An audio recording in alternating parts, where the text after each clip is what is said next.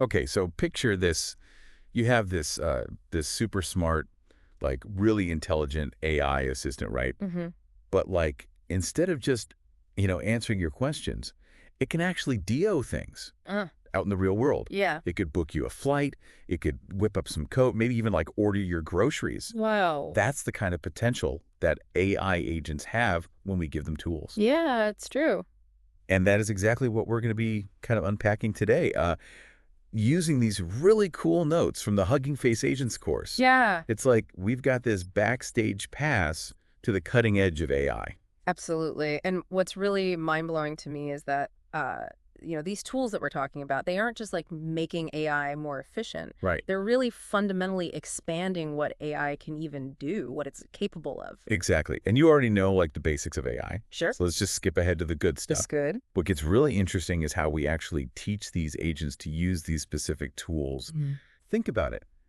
How would you explain something like searching the web Right. to something that's never even experienced the internet?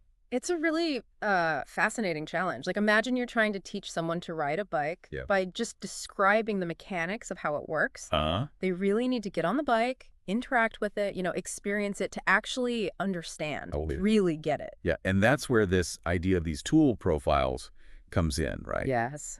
The notes describe how each tool is defined in a way that the AI can understand. Right. It's almost like you're creating this instruction manual or this user manual for each tool. Yeah, like a set of instructions. That's in a language that the AI can actually process. Exactly. And, the source actually uses Python code as an example, which really makes a lot of sense to me. Okay. Because Python is known for being really clear in its structure and very readable. Uh-huh. It's kind of like a blueprint that's human-friendly, Yeah. but also AI-friendly at the same time. So it's not just about giving the AI, this random set of tools. It's about like carefully selecting these tools Right. that really complement the AI's existing ability. Exactly. And, take large language models, or LLMs, for example. Hmm. They're amazing at understanding and generating text. Yeah. But all of their knowledge is limited by the data that they were trained on. Right. So tools like web search allow them to get access to real-time information, so they're constantly updating their understanding of the world. That's such a good point. It's like Yeah. the difference between, having this old dusty encyclopedia from like the Yeah. 1950s Yeah. and having access to the entire internet. Yes. One is static, one is dynamic and like always evolving. Absolutely. And it's not even just about access to information either. Right. These tools can also enable AI agents to take physical actions in the real world, Right. like controlling robots or Yeah. interacting with smart home devices. Now, that's where it gets really exciting. Yeah. The notes mention some pretty amazing examples of these AI tools. Everything from, like web search and image generation, Mhm. all the way to interacting with APIs like GitHub and Spotify. It's really incredible. Imagine the possibilities there. I know. Think of an AI agent that could help you plan a vacation. It could search the web for the best flights and hotels, Mhm. browse images for inspiration, put together a whole personalized itinerary based on your preferences, Whoa. all just through a simple conversation. That would be incredible. And it's not even just about like convenience, right? Yeah, It's about like expanding what's actually possible. exactly. Imagine an AI architect that can design these buildings that are optimized for like energy efficiency and sustainability. Yeah. Or an AI composer that's creating music in totally new styles. It really pushes the boundaries of what we thought AI could do. Okay, so we've talked about the what of Yeah. AI tools, Hmm. but like, how do they actually work? The source mentions something about the AI generating these like text instructions that a separate agent Yeah. then has to interpret and execute. You're right. It's a really clever system. The AI itself doesn't directly run the tool. Yeah. What it does is it acts like a strategist. Okay. It comes up with a plan, and then it issues these commands in a language that this agent can understand. So it's almost like the AI is like the architect, drawing up the blueprints. Yes. And then the agent is like the construction crew, making it actually happen in the real world. I like that analogy. It really highlights the collaborative aspect of how this all works. Yeah, so the AI might be like, hey, agent, Yeah. I need you to go use this tool called web search to go find information on the latest, climate research. Exactly. And then following those instructions, the agent would execute the web search and then bring that information back to the AI. And like the person who's actually interacting with the AI, Yeah. doesn't necessarily see all of this happening behind the scenes, right? Right? It all just seems very smooth and intuitive. All of the complexity is hidden. That's so cool. Okay, so now we're starting to see how these pieces fit together. Yeah. We have the AI with its ability to like understand language and generate those instructions. Mm-hmm. And then we've got the agent, which acts as the AI's hands in the world, Yeah. carrying out those instructions using whatever tool is specified. Exactly. And the real power of this whole system comes from combining those elements together. Mm-hmm. Because by giving these AI agents the ability to not only just understand, Right. but also to actually act, we're opening up this entire new world of possibilities. It's like we're giving them superpowers.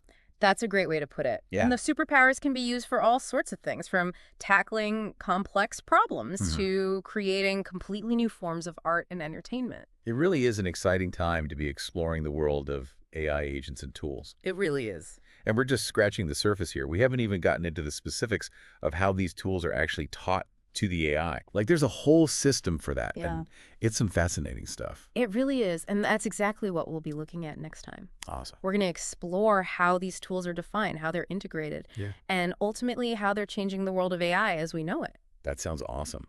I'm excited to get into it. Me too. So we've talked about how these AI agents, they need this set of tools to interact with the world. Right. But how do we actually teach them to use these tools, like, effectively? Yeah, that's a good question. It's not like we can just like, hand them a Yep. toolbox and be like, okay, go figure it out. Exactly. Exactly. The source material Mm-hmm. actually dives into this whole tool teaching process. Yes. And it's pretty intricate. It is. And, it highlights this really important part of AI development. Yeah. Clarity. Okay. Imagine if you're trying to explain to somebody Mm-hmm. how to use like a very simple tool. Yeah. Like a hammer. Uh-huh. You would need to be really specific about how to grip it, how much force to use when you swing it, like what angle to hit the nail at. Right. All that stuff. Yeah. And it's the same with AI agents. We need to define each tool in a way that's super precise. Okay. We have to outline its purpose, what inputs it needs, what kind of output we expect, really lay it all out. It's like we're creating this detailed recipe almost Yes. for the AI. Yes. Explaining every single step Exactly. in a language that it can understand. Precisely. Right. And the source material talks about, how we can actually use Python code. Right. For this purpose. Okay. Interesting. Which makes sense. Python is known for having this structured syntax. It's very readable. Yeah. So it's kind of like creating this blueprint for each tool, Okay. where we're outlining its functionality in a way that's human readable, Mhm. but also AI readable as well. So each tool gets like its own profile. Yes, exactly. Kind of like a digital ID card Right. that tells the AI everything it needs to know about how to use that tool. So this profile would include like a name, right? Yes. Like web search or... Exactly. Something descriptive, like image generator. Uh-huh. Then a clear description of what the tool actually does, the inputs it needs, the type of output it produces. Okay. It's really like this comprehensive user manual, but for an AI. So like the AI can look at this profile and know, okay, this is how I use the web search tool. Yes, exactly. Got it. And the beauty of the system is that, the notes point out, it's modular, Okay. it's extensible, so you can easily add new tools to the AI's repertoire Right. just by creating a new tool profile. So it's like we're constantly giving it a bigger toolbox. Exactly, yeah. More capability. And the more tools that the AI has access to, the more versatile it becomes, right? It can do all sorts of things. Right. From simple stuff like calculations to really complex creative things. Yeah, that makes sense. And the source material even gives an example, using something simple like a calculator. Yeah, it seems basic. Mm-hmm. But even something like that needs to be very clearly defined for the AI to understand it. To really grasp it. To grasp how to use it. And the example breaks down, you'd give it the name calculator. Yeah. Describe its function. Yeah. Multiplies two integers. Okay. Defines the inputs, the two integers. Mm-hmm. And then outlines the output, which would be, the product of the integers. Got it. Really got to spell it out. Yeah, it's like we're teaching, a small child the Yes. idea of multiplication. Yes, We exactly. got to start with the basics, make sure they understand the principles. Exactly. And just like with a child, the more you teach the AI, the more it learns Mm-hmm. and the more capable it becomes. Okay, so we've got the tools, we've got them all defined, got their profiles set up. Right. But how does the AI actually, use them? Right. In a real-world situation, Yeah. how does it know which tool to use and when? Well, let's go back to that analogy of, the AI is the architect. Yeah. The agent is the construction crew. Right. Okay. So the AI, using its language processing skills, analyzes the task at hand, Okay. figures out, the best approach. Hmm. Then it selects the most appropriate tool, Okay. and then it tells the agent how to use it. So the AI is kind of like the foreman, Yes. looking over the whole project. Exactly. And then telling the workers, like, which tools they need. Precisely, and this delegation is really crucial. Right. Because the AI itself can't directly interact with those tools. Right. It needs the agent to act as its, intermediary. Okay. So it'll give the instructions and then get the results back. So the AI might be like, agent, I need you to use the image generator tool Yeah, to go make a picture of a cat wearing a hat. exactly. And the agent will take those instructions, activate the tool, put in the right parameters, and then, boom, Delivers the cat picture. the AI gets the image back. That's so cool. Mm-hmm. And it's really interesting that all of this is happening behind the scenes. Right. Like the user, the person who is actually interacting with this, Yeah. doesn't see any of this complex stuff. No, it's designed to be very smooth and seamless. Wow. So to them, it looks like the AI is just, effortlessly using these tools. Exactly, like an expert. It's like magic. But Yeah. really, it's just the ingenuity of the developers Yeah, who put together this system. absolutely. And, it's constantly evolving. Yeah. Developers are finding new and innovative ways to define and integrate these tools. So who knows what we'll be able to do in the future?